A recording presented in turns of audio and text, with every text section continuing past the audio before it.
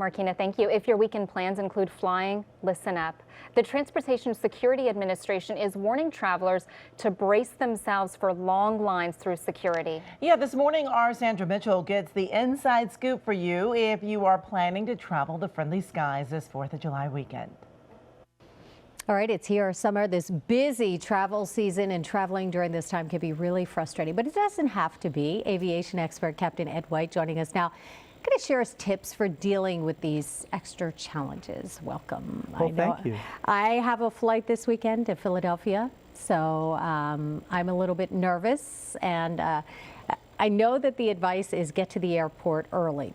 But even that doesn't help sometimes. We get there and we run into these long lines. But you have some suggestions on how to get us through those lines. Generally, about 2 hours is a good rule of thumb. And if you're going to some of the smaller airports, it might be a little bit easier to get through the TSA security line. So, for instance, Burbank or Orange County, John Wayne, Ontario, may be a little bit easier than going through, let's say, Los Angeles International.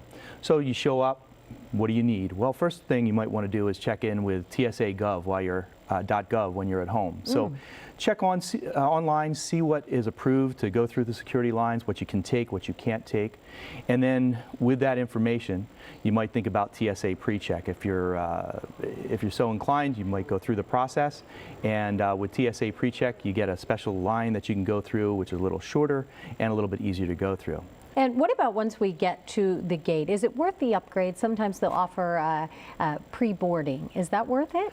You know, some airlines like Southwest do that, and oftentimes I like to do that because I like to be in the aisle, or I like a window seat. I don't like to be crammed in the middle, particularly on long flights. So what I like to do is I will upgrade. If you don't have status, sometimes status bumps you up, but if you're at the airport and it's a $15 upgrade, I think it's well worth it.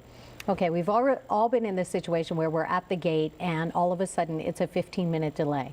Then it's a 30-minute delay. Then it's a 2-hour delay. At what point do we talk to someone, and who do we talk to, or do we use our cell phones or laptops to try and rebook and get on another flight before everybody else starts thinking of that? Go to a ticket agent. Go to one of the, I like to go, if you're already inside of TSA, go to a gate agent and they can assist you.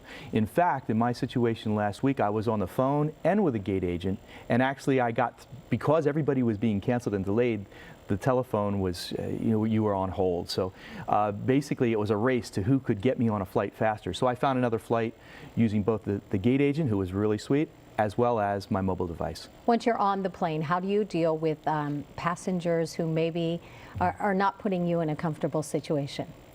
Well, the first thing you can do is talk to them if you can.